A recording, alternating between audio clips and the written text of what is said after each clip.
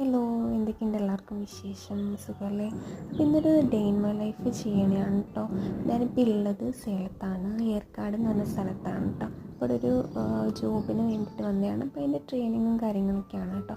അപ്പോൾ ഞാനൊരു day in my life ചെയ്യാണ്. രാവിലെ തന്നെ വടയൊക്കെ ആയിരുന്നു കേട്ടോ കഴിക്കാനായിട്ട്. വട ഉപ്പുമാവും അതൊക്കെ കഴിച്ച് അതിനുശേഷം ക്ലാസ് ഉണ്ടായിരുന്നു, ട്രെയിനിങ് സെക്ഷൻ.